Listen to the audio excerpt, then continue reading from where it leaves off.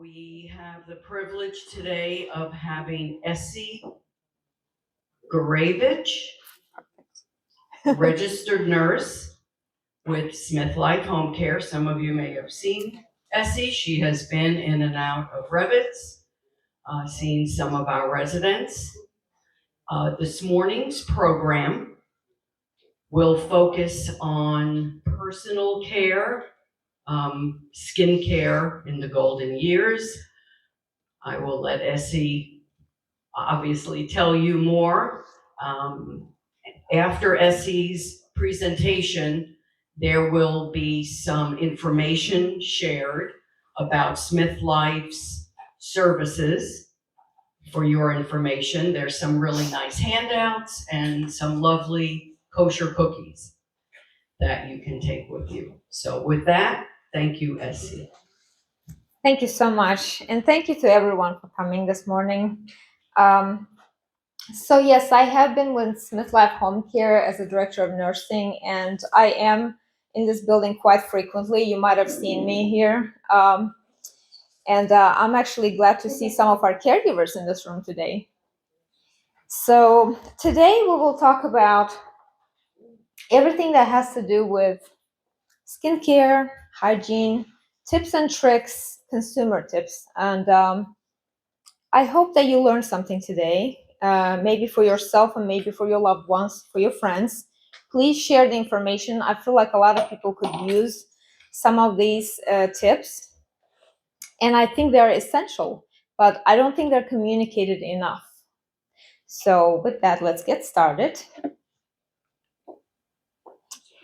But before we do, a few disclaimers. I'm going to talk about a lot of different products, skincare products, hygiene products, etc. today.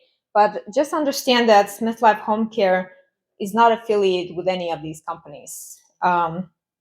I personally use these products, and I find them very good. Found them that they produce very good results, and but we're not affiliated with them.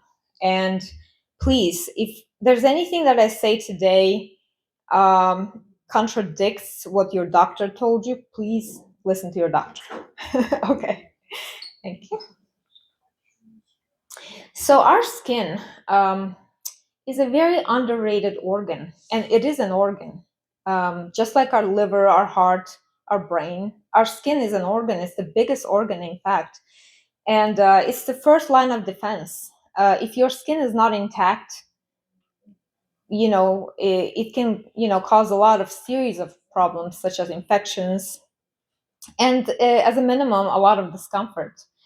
And another thing about our skin is that it's a lot of the times it's the first organ to show the symptoms. So if something is happening inside of the body, a lot of the times the skin will reflect that. So it's very important to pay attention to our skin, right? So it is a protective shield. It guards against pathogens. What do I mean by pathogens? These are bacteria, fungus, viruses that are looking for a port of entry to get inside and cause trouble.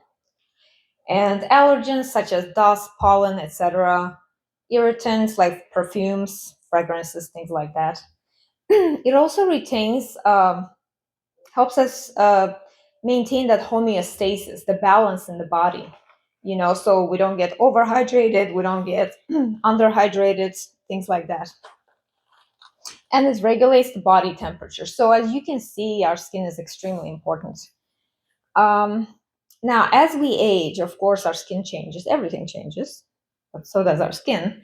Of course, we don't heal as fast as the little toddler because the bone marrow just doesn't work as efficiently anymore, right? We don't recover from bruises and scratches as fast as a little kid would, right? And another thing is years of sun exposure will show its, results on our skin. And we bruise more easily, especially if we are on anticoagulants like blood thinners and things like that. You will notice that you bruise a lot more and it takes a while for those bruises to go away. So number one step in skin protection, of course, is sun protection. And we do need the sun. We need the sun to get vitamin D. Vitamin D is essential in a lot of our body processes, but we have to try to strike that balance between try not to get skin cancer, but also get the daily dose of vitamin D. So there are many different apps that you can use on your phone. If you have an Android phone, you can use the UV Mate app, which is very helpful in the summertime, especially if you plan on spending some time outside, which is great, very healthy. But just make sure you check the UV index to make sure that it's not so high that perhaps you should stay home that day. You know, if the UV index shows a number like 10, 11, that's definitely a day to stay at home. And another app for the iPhone is the Sunbeam. So you can use either one depending on what kind of phone you have. And here's a little humor. It says, maybe next time you'll try a little sunscreen, right? So why do some of us burn in the sun? We don't get any tan, and some of us can get a beautiful tan, right? Why is that?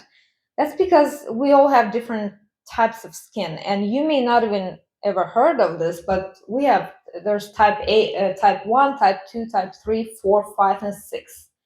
So if you're type 1, you always burn. You will never tan. Like, it's really frustrating for these people.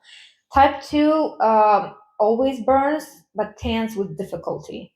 And type 3 is average skin color, sometimes can get a mild burn, and tans about average. So I think it's helpful to understand why, right? Because just spending more time in the sun doesn't mean that you're going to get it. Maybe I should do it differently. Maybe I should apply a different kind of lotion. Okay. So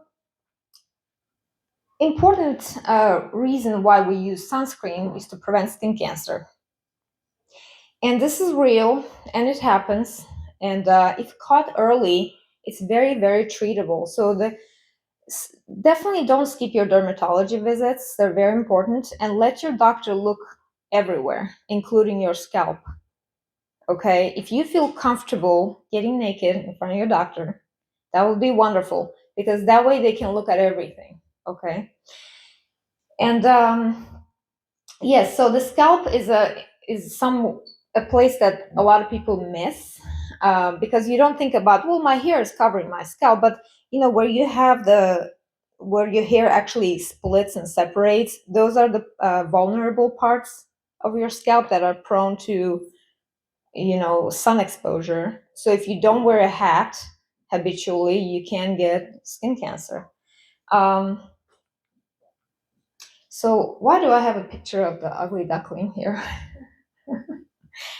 There's actually a way to self-assess your moles and birthmarks. If you see a mole or a birthmark that is not symmetric, if you would draw a line in the middle of it, and one side looks different than the other, that's asymmetry, right?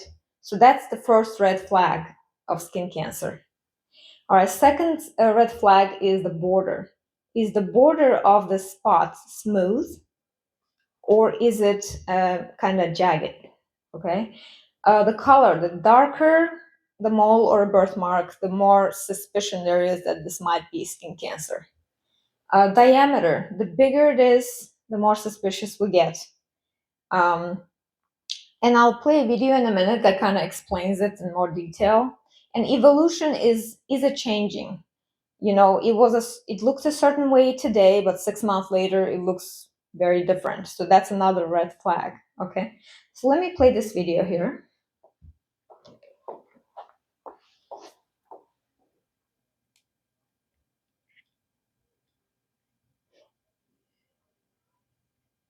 Melanoma accounts for only about 1% of skin cancers. However, melanoma, which means black tumor, is also the deadliest form of skin cancer. Melanoma grows very fast, and can spread to the lymph nodes or internal organs. Luckily, it's highly treatable. In fact, it has a 99% cure rate when caught early. Early detection is key to determine the best treatment plan. Experts recommend using the ABCDE rule to identify the warning signs of melanoma. A. Asymmetry. Spots on your skin are normally symmetrical. If you draw a line down the middle of a mole or a skin spot, each side should look the same. However, when these two halves don't match, meaning the spot is asymmetrical, that could be signs of a problem. B. Border. Normal skin spots have a smooth, consistent border. A mole might look like a perfect circle. An abnormal skin spot might appear jagged or uneven, like a splotch or a splash. They might also have an irregular shape. C. Color.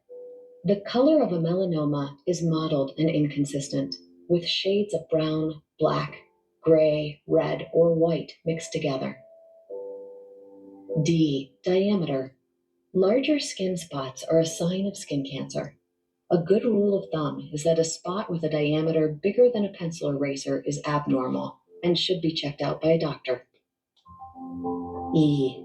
Evolving. Normal skin spots maintain a steady appearance over time. However, if you develop a new mole or have a mole that starts to grow or change shape and texture, this could be melanoma. Doctors sometimes identify cancer using what's called the ugly duckling rule. If you have a mole that looks different from other moles nearby, perhaps it's bigger or lighter in color, that could be a warning sign. Some melanomas don't fit the ABCDE rule. Check in with your doctor if you have any sores that won't go away, unusual bumps or lesions, or changes to your skin or existing moles. Having regular skin examinations and keeping close watch for any changes just might save your life.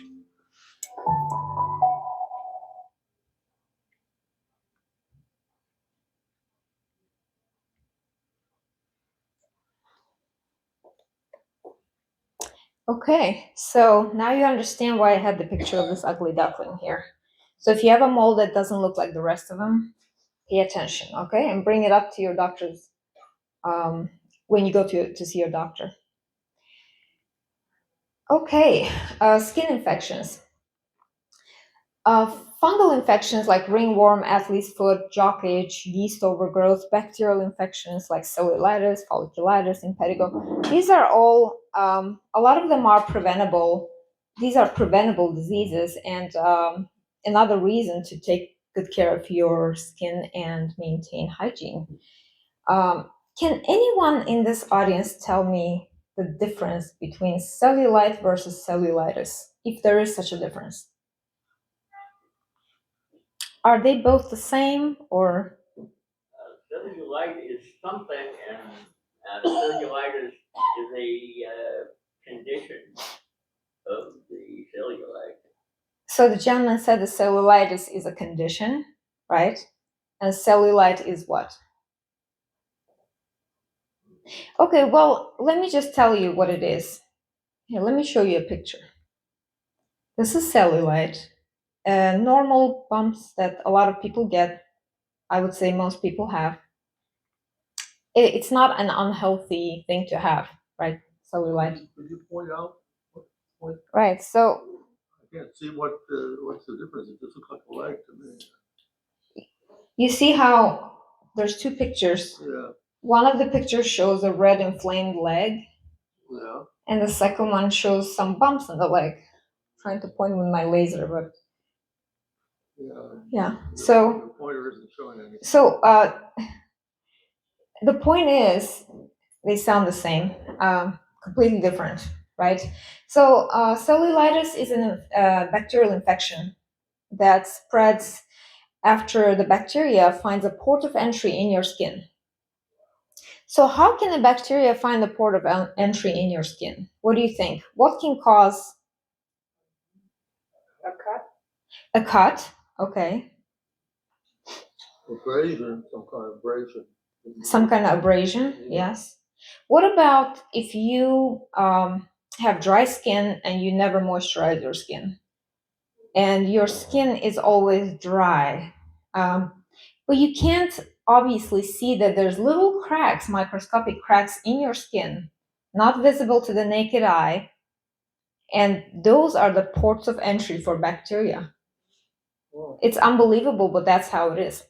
Because all it takes is a little bit of a crack or something in the skin that bacteria is able to infiltrate, right? So with cellulitis, what happens is it starts in a little spot and the spot starts to grow toward the heart. And it can be deadly if you don't catch it, right? Antibiotics resolve it pretty easily. You would have to be hospitalized for this, but make sure you catch it early. If you see something like that on your leg, arm, anywhere, and it's kind of creeping up, what the doctors do, they mark the area with a marker to see if it's actually extending beyond the marked point, to see if it's getting worse. That's how they know if the antibiotic is working or not. So now we understand that, with these bacteria, viruses, fungi, we have to be very careful when we take care of our skin, that we actually moisturize and keep it hydrated and prevent all the cracks and scratches and things like that. Because this, again, the port of entry is the beginning of the disease, right? So when we apply something to our skin is very good at absorbing it. It may seem not a big deal. Well, I'm not eating it, right? You're not eating it, so maybe you can put something questionable on your skin. This is actually not true. Your skin absorbs everything. So when we do apply a lotion, wouldn't it be good to know if it's actually harmful or not? Because a lot of the things on the shelves really shouldn't be there, because they have toxicity. They have certain kind of bioaccumulation of toxic substances that over time can cause disease. So we need to be, yes. Why is it on the shelf and available? That's a good question to the FDA, but but in the meantime, you have to take charge of your own health and you have to be your own advocate. So when you are shopping, I would encourage you to download an app, or you can just log in on a browser, or you can even make a note of the product and come and look it up at home on the website called EWG. EWG is an environmental working group. It's a nonprofit organization that does in-depth analysis of every skincare product. And then they put these products in their database and they mark them from 1 to 10, 1 being the best, 10 being the worst. So if you look up your product on this website and it's marked with a 1 or 2, you can be sure that it's safe to use and it's not going to cause any long-term adverse effects. But if it's marked with 7, 8, 9, 10, you know there's something that you probably should switch to a different product. Okay, so there are a few products that I'm gonna look up here.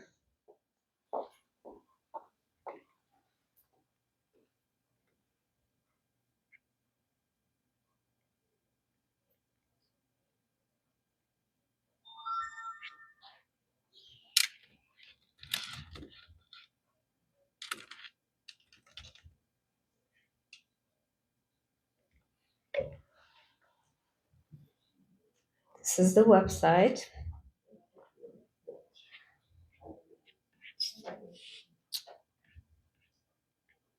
Let me search the products right here. You can just, so I'm gonna search the bad ones, the really bad ones, because I want to show you what it looks like. Something with the foot creams, I don't know why. Anti-dark spot fade.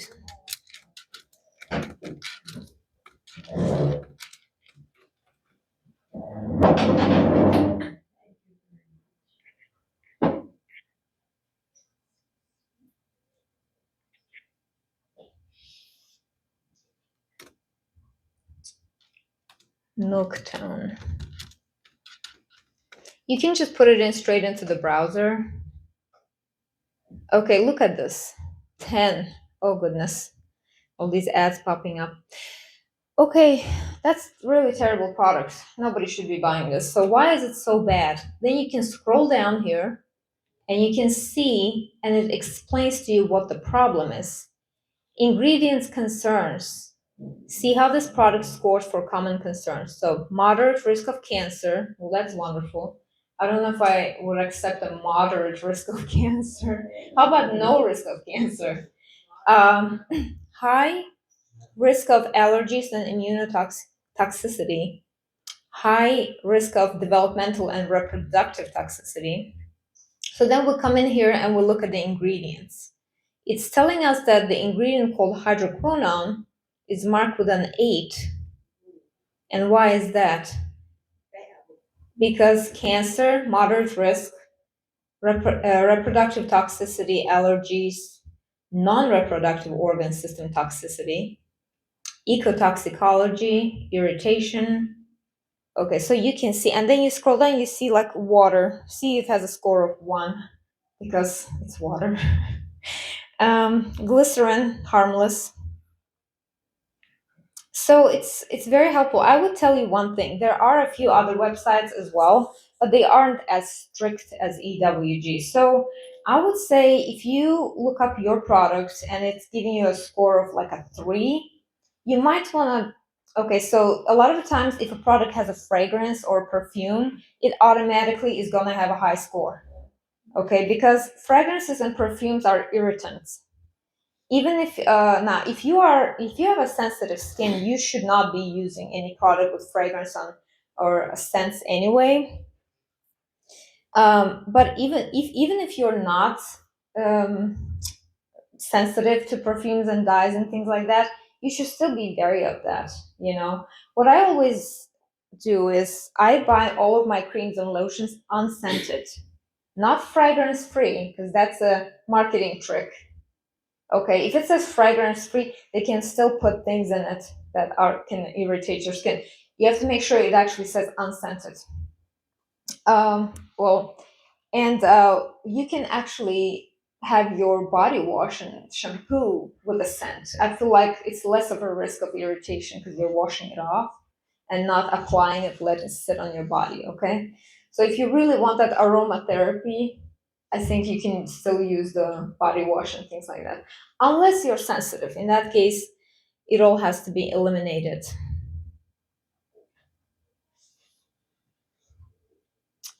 So if you want to, we can look up one of the products that you use. What do you think? Or you can look it up on your own at home. That's okay. Okay, let's see. I'm gonna test the knowledge of this audience today. What's the difference between deodorant and antiperspirant?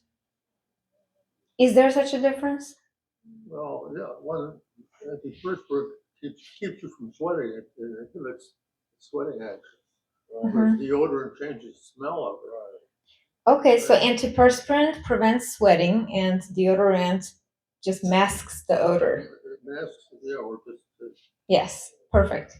That's exactly what it is. What did I do with my clicker? Yes, so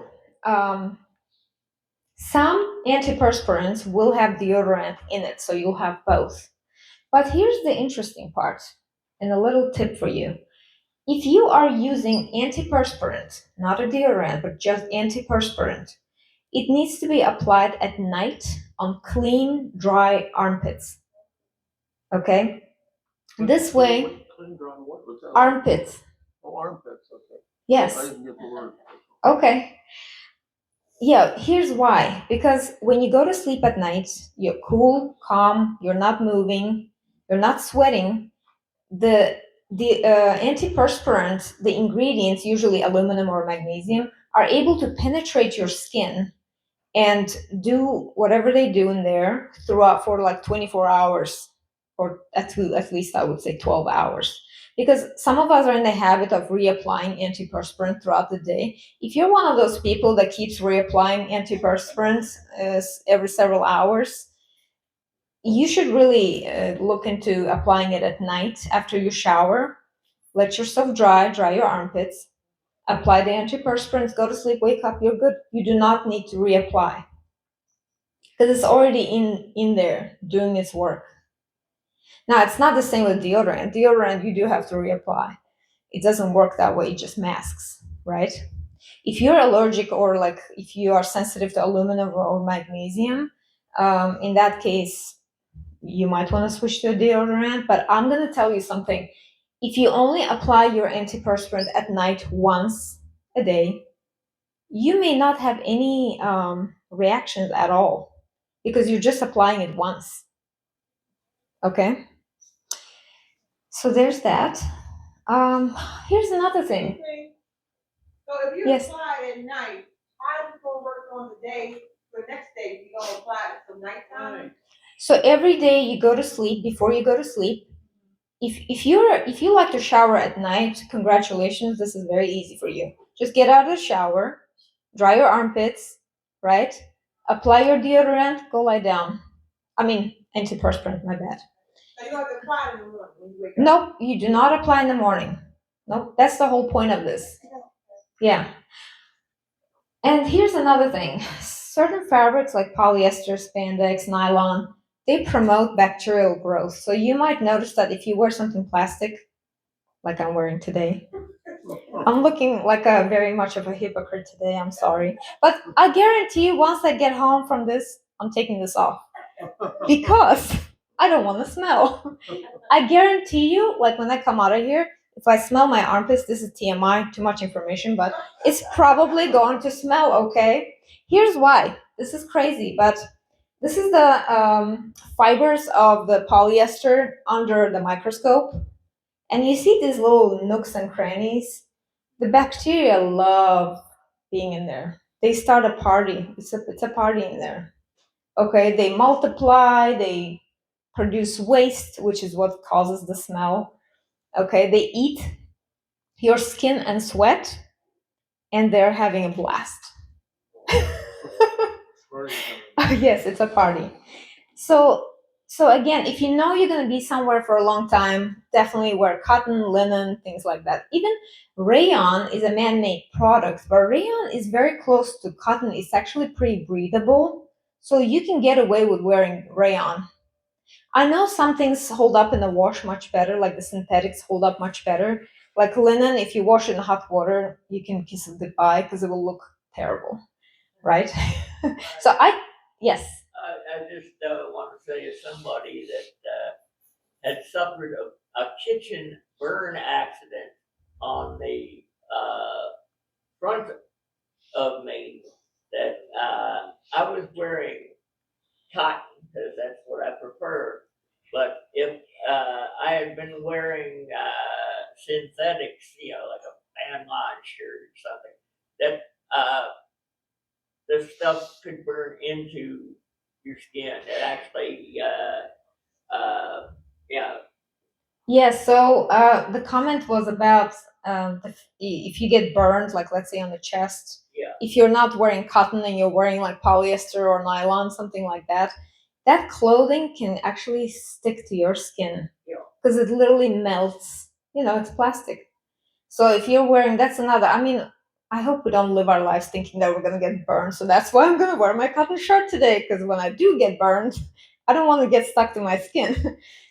Certainly don't want to live like that. But yes, it's definitely an added benefit of wearing cotton and natural linens, but I do recognize the need for, polyester and things like that because they do hold up better in the wash and they just look better sometimes. I do understand that. Just make sure you change it more frequently because you might notice that your armpits are getting really itchy lately. What is that all about? That might be the clothes you've been wearing, because you have overgrowth of bacteria. I guess that's enough about sweat. All right, humidifiers, very underrated. Again, in the wintertime, make sure that you use them. Now, when you do use a humidifier, important thing is to Wash it off. yes, clean it. Because guess what? Yes, ma'am. I said the humidifiers are useful in the winter time when the heat is running and drying out your skin and mucous membranes. But it's very important to wash the humidifier, sanitize it, because if you're not, guess what you're doing? You're spreading the bacteria all over the room and you're breathing it. Okay, so that's very important. I would say, I mean, once a week, make an effort to actually clean it, bleach it. Okay. Here's another thing that might be controversial for a lot of you. Just bear with me. Don't wash your face with soap. Okay, there's a lot of products out there and they're worth the investment. They're not that expensive, they last a long time. Soap is very harsh on our face, you know? This lady looks very happy. And for ladies here, no soap in your lotus, okay? It promotes infections, yeast infections specifically, right? And instead, use a face wash on your face, such as this one, for example. That's a good one. And see, it says normal to dry skin. Pay attention to that. I would say for most of us, we should be using this one that says normal. If it says oily skin, I think that's more like for teenagers.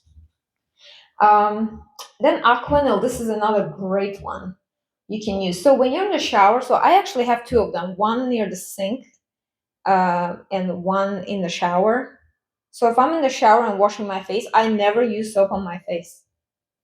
And I'm 40 years old. I don't have any wrinkles. I don't know if that helps. So, so definitely, and make sure you see how it says fragrance free. That's very important. We don't need anything with fragrances. All right, and here's another thing for the ladies. If I had some in past presentations, ladies raise up this question to me that, but how can I not wash my lotus with soap? Well, if you really have to wash your soap with something other than warm water, you can use one of these products. You can get it on Amazon, or I think pharmacies sell it. It's it's pH balanced. So something to consider, right? Here's another thing. When you apply lotion, skip the areas where you have skin folds. Okay? If you have an underbelly, underneath your breasts, inside your belly button, I hope you don't put lotion there. Definitely don't put lotion between your toes. So places that don't get ventilated should not have lotion on them, because this promotes excess moisture, and moisture promotes bacterial fungal growth.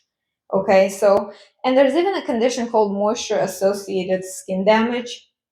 That's another thing that can be avoided if you make sure not to apply lotion in the skin folds. Now, what do you do in the skin folds instead? Creams like zinc oxide are very helpful, and we'll talk about it in a minute. Like Desitin, and there's a few others that you can apply to keep that area intact, because you don't want it cracking and bleeding and things like that. And also, when you are looking up products or you're thinking of purchasing a product, make sure it says non-comedogenic. It means it doesn't clog your pores. That's what it means. So you don't want a product that will clog your pores, cause pimples, and all kinds of skin breakup. Say that word again. Non-comedogenic. Comedogenic. Yes. Yeah. It should say that. The bottle or the container should say that. So here's one good one, Vanicream. I would say any product from Vanicream is safe to use. It might be a little bit on the pricier side, but again, they last long time and they pay off because you don't have to deal with a lot of the skin issues. Okay, and they never have any fragrances in them. Okay, shifting gears, we're gonna talk about this. Can anyone tell me what planet this is? I'm gonna give you a little hint. It's the 7th planet from the sun. Yes. Saturn. Close, but Neptune. No. Yes, ma'am? Uranus. That's it. Okay, now that you said it, remember what you just said, okay? All right. So, blow dryer. The blow dryer is not just for your hair. When you come out of the shower, you can take that blow dryer and blow where the sun don't shine. And I'm not kidding. Including the planet. The planet needs to be dry. It cannot be wet. Because when it is, it will crack sometimes. Again, you don't want these micro, especially people who have hemorrhoids or other issues down there. You don't want to leave it wet because that's going to cause more irritation. Okay. So make sure you dry it. Now, don't burn yourself, please. Run like a warm or lukewarm kind of air. I don't know how, like cool temperature, right? On a low setting. Kind of take your time. Get in the armpits, the belly button, underneath the belly fold, underneath the breasts, the planet, very important. Okay. So you can dry and the lotus area, all of that. Because this can prevent fungal infections and moisture-associated skin damage. And here is something interesting. The hair, for those of you who have longer hair, when you're in the shower and shampooing, make sure that you don't shampoo the shaft of your hair. There's really no need to do that because all you're doing is breaking your hair, okay, causing damage. So when you're shampooing your hair, make sure you're just getting the crown of your head, like you're really getting in there and shampooing the scalp. Your goal is to shampoo your scalp and not to shampoo your hair. Okay, I know this sounds a little counterintuitive, but I'm washing my hair. Your goal is to wash the scalp first and foremost, and get between the ears too. Because if you get that buildup behind the ears and you wonder what is that crust behind my ear, guess what? You don't wash it. Because a lot of us forget that that's important too. So make sure both hands, I can kind of hard to show with a microphone, but you get in there and you shampoo the top of your head, the scalp, get behind the head, again, the scalp, behind the ears, scalp, right? And then the rest of your hair will wash itself.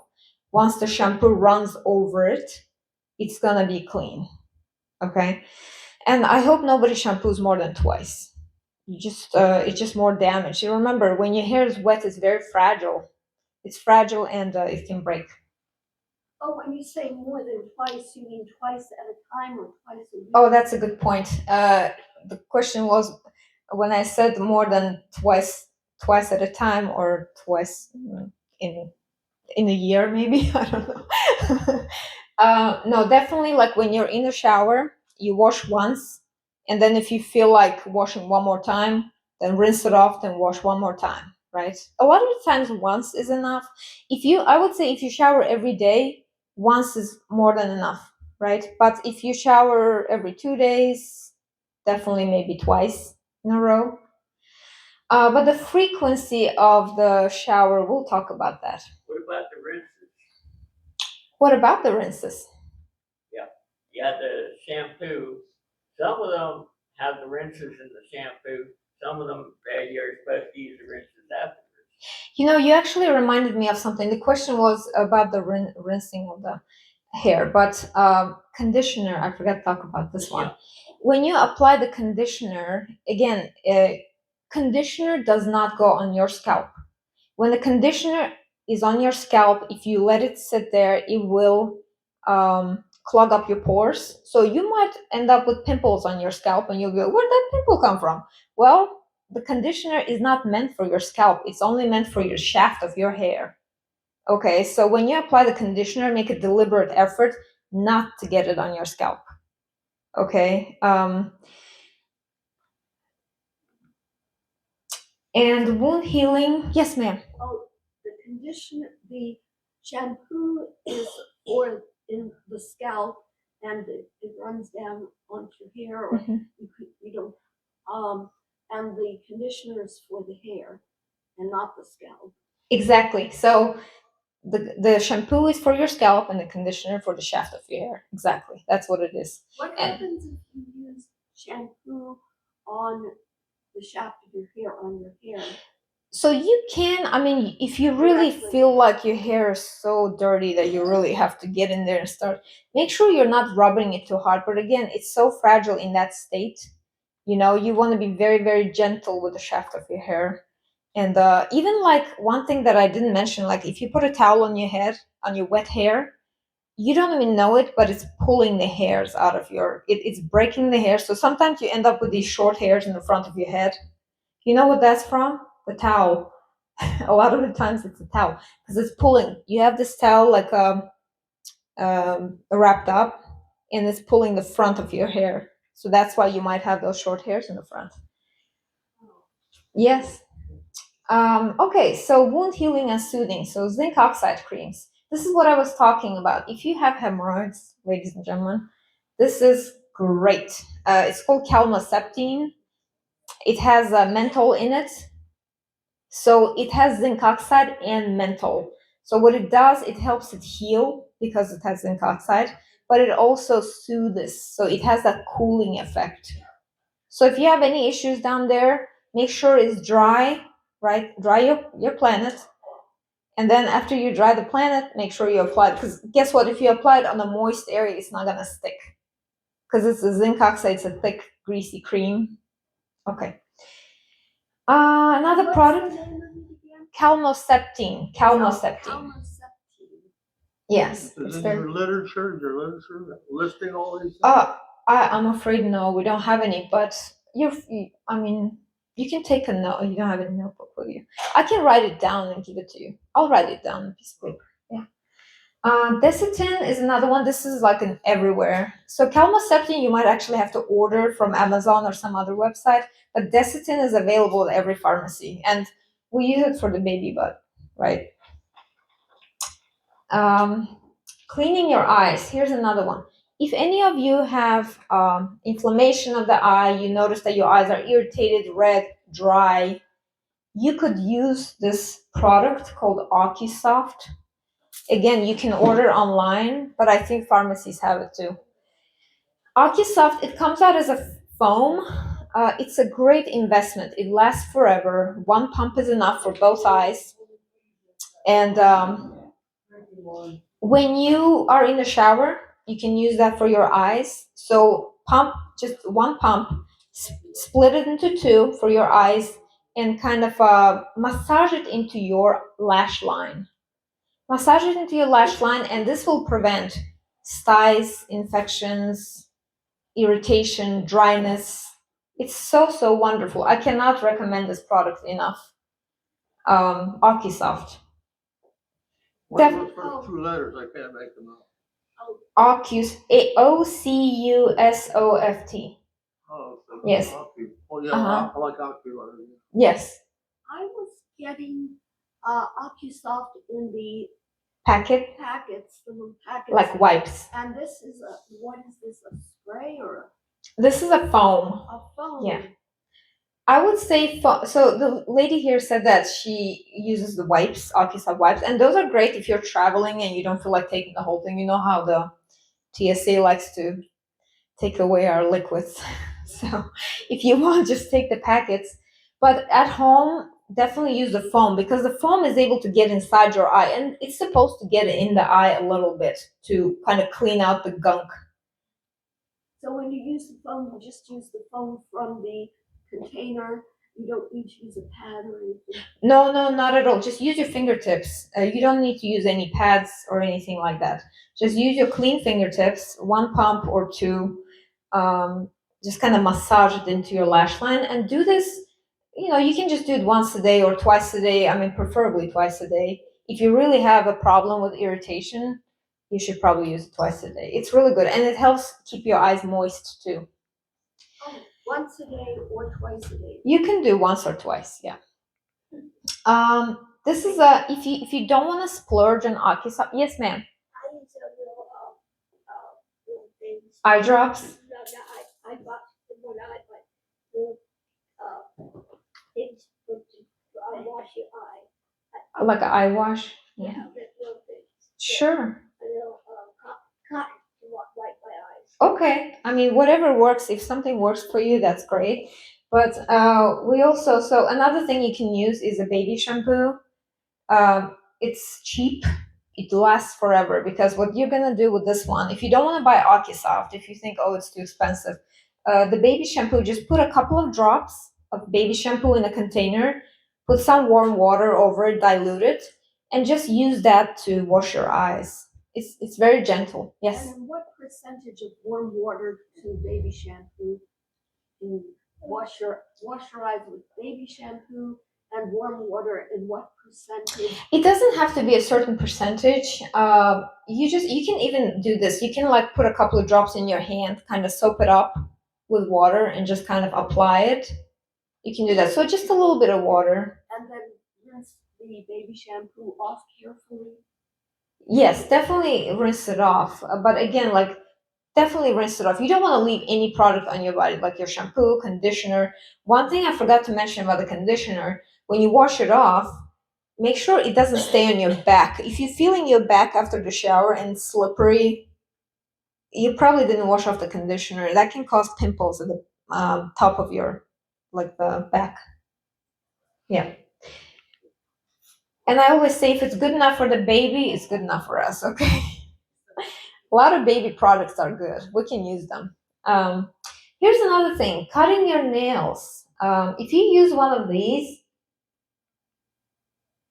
just trim your toenails straight. You don't need to go in and make a sharp angle at the sides, because when you do that, you can have ingrown hairs, and then that can turn into an infection.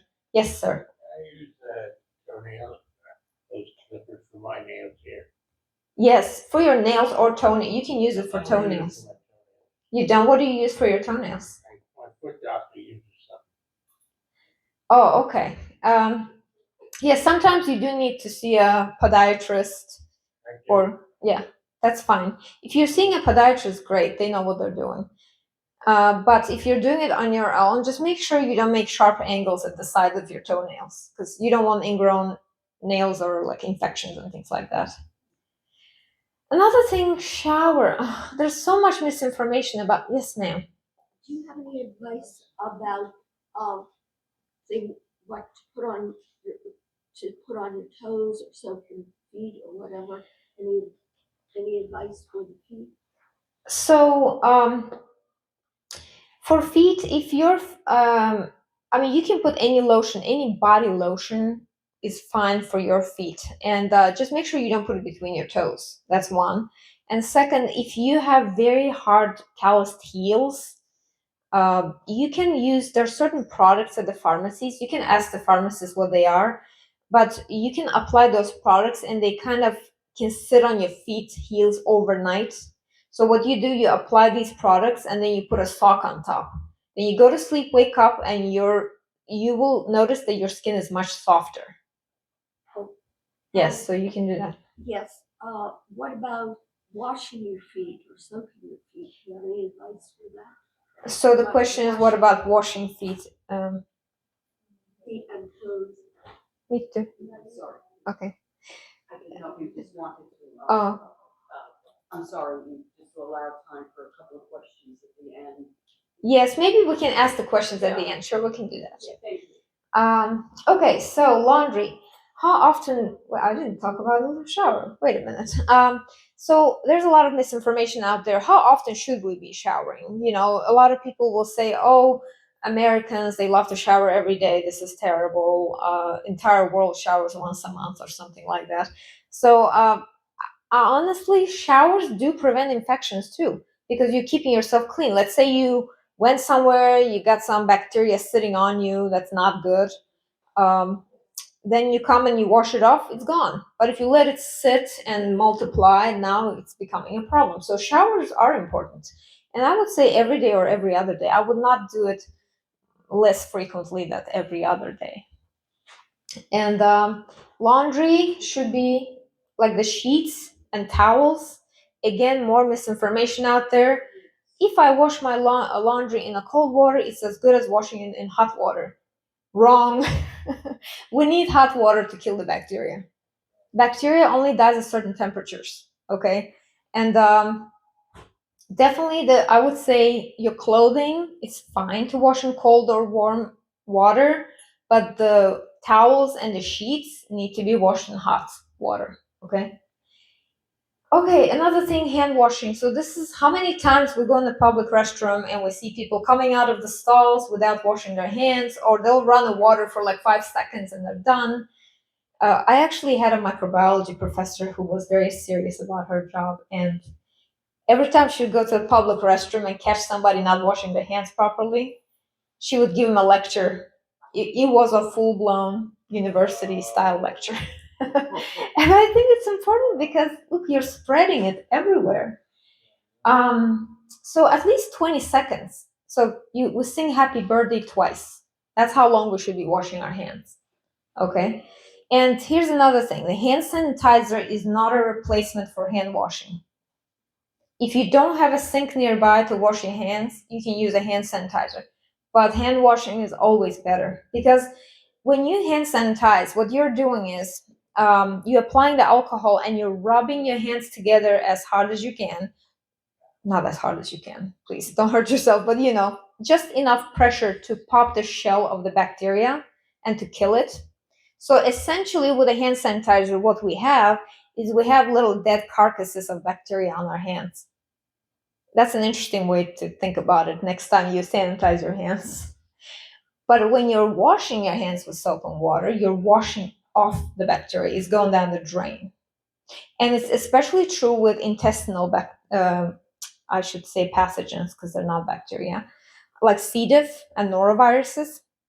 They do not die with hand sanitizer or alcohol. They need to be washed with soap and water. And the reason is the shell of the pathogen is so thick and sturdy that you can rub your hands all day. It's not going to pop. It'll just be rolling in your hands. So that's another interesting thing to consider, that intestinal pathogens do not respond to alcohol. Another thing is walkers, wheelchairs, canes, any assistive devices need to be sanitized as well. That's very important, because remember, if you can wash your hands 10 times a day, but if your walker or cane is dirty, you just touched it again. So there's no point. So make sure you keep that clean. So there's a whole lot of different good products out there. I would say the companies Vanicream, CeraVe, Cetaphil, Eucerin, Aveeno, Pond's, some Pond's for like a makeup removal, Vaseline, Aquanil. These are all great companies and you can trust. Now, one thing I forgot to mention, Vaseline is an essential that everyone should have in their home. Okay, Vaseline is used, you can use it instead of a lotion. If you don't like the Vaseline and texture, you can use Aveeno instead. It's very similar effect. It's nice and thick, and it's a very good protectant. But it's oat-based, and it doesn't have any smells either. But another reason Vaseline is so good, just pure petroleum jelly. If you have a cut, what do we do first thing when we get a cut? We'll go wash it with soap and water, pat it dry, and then apply some Vaseline on top. You do not need to use Neosporin on that cut, because Neosporin is actually an irritant, and medical field is kind of straying away from Neosporin nowadays.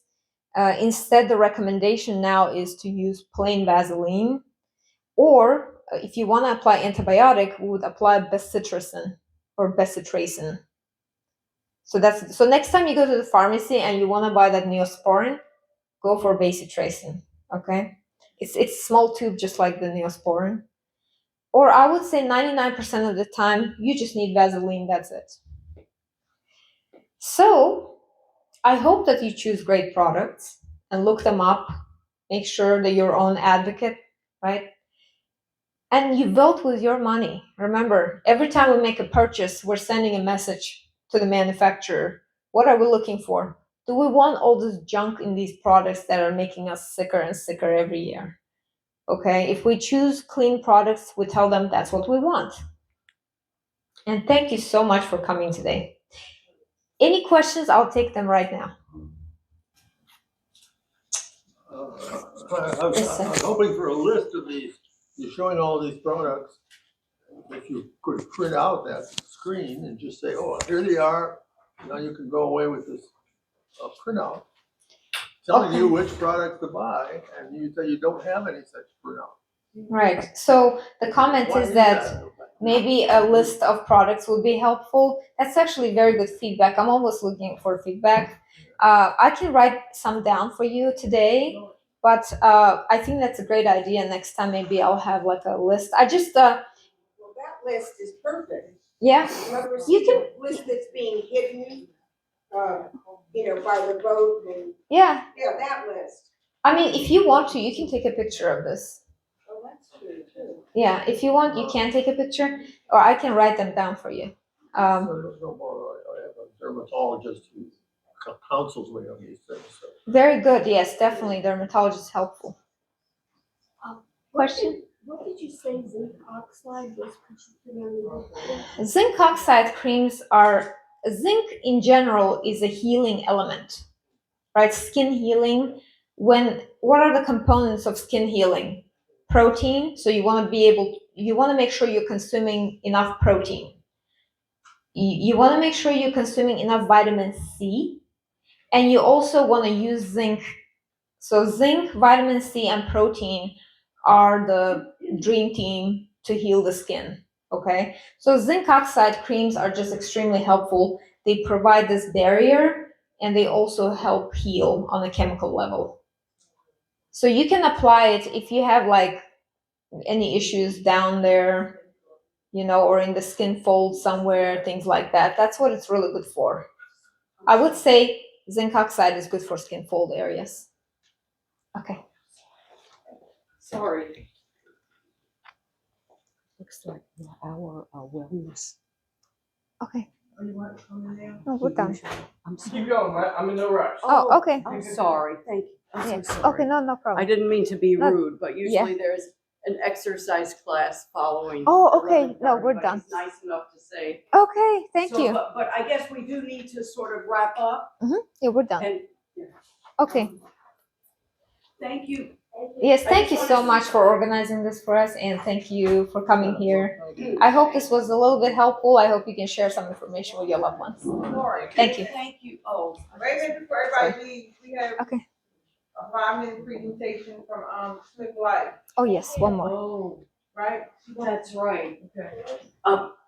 Thank you so much, Essy. This information was really wonderful. Thank you. I know I learned so many new facts, and I think we all did. Sure. And I thank you to everyone for coming and joining us. And so is there going to be a brief discussion about service? Oh, my God, I'm sorry. Okay. Thank you. Hello, how's everybody doing? Great. Thank you very much for attending. A big round of applause for Essy.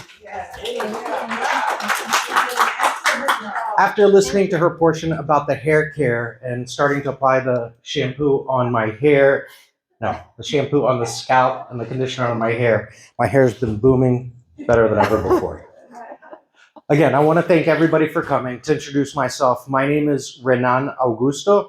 I have a Master's of Science in Marketing. I'm a certified dementia practitioner, a senior home safety specialist, and a board member for GROWS, which is the grassroots organization for the well-being of seniors. I work with SmithLife Homecare. SmithLife Homecare is the home care agency for the Charles E. Smith Life communities. We provide service in Maryland, and we also provide service in Washington, D.C. Some of you might have seen me walking in and out of the Revitz House, and we provide a very special service for the residents here on Charles E. Smith, especially the Revitz House. Our most popular service is our housekeeping service, which starts off with $60 for the first housekeeping. It's a full 2-hour housekeeping to shape everything up. And then we do a 1-hour housekeeping ongoing for only $30. Besides our housekeeping service, we have other great services. Our home care service is provided by certified nurse assistants, and it's at about $30 an hour. It really helps out with going with personal care, health and nutrition, mobility, and other great services. So we encourage you to use our services because it's very important to stay stimulated. Whether it's the winter months or the summer months, it's very important to go outside to get that vitamin D, as Essy was talking about, to be able to go up to the shopping center. And our caregivers can help you with that. So we hope that you'll call us, and let's see. I have a couple other things. We have a home and settled package. So if you happen, and we hope you don't have any procedures or go to any hospitals, but if anything does happen, we can help out with the home and settled package, where a caregiver would help you out for 5 hours. We also have a transition to home package, which is 18 hours of care. And in the middle, you'll see a list of our services. If you're interested in our services, please don't hesitate to reach out to us. You can ask anybody over here. You can ask Lori.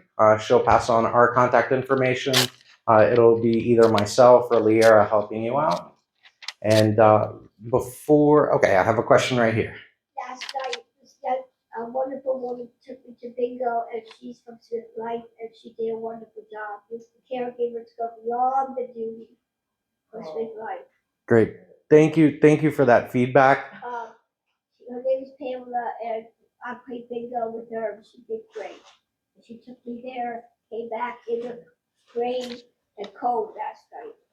Thank you. Beyond her duties, and SmithLife does a great job.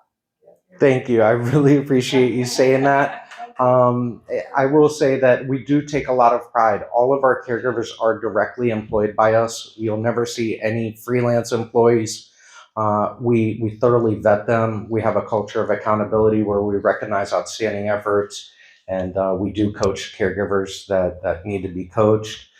We have an A+ rating in the Better Business Bureau. We won the Washington Jewish Week 2023 and 2024 Best Home Care Company. We are rated the top home care agency for Washington, D.C. by expertise.com. We've been featured in various publications. So the Charles E. Smith Life Communities is our home. That's our roots, and we put our heart and soul into it. We encourage you to try our services. I will say that they're non-binding services. So if you happen to try our service and you don't like it, we simply stop. There's no commitment for 3 months, 6 months. But does anybody else have any questions? Again, I want to thank you guys very much. This is Essy. My name is Renan. We have our agency director, Liara, in the back. We really appreciate your time and look forward to seeing you again. Thank you. Thank you so much.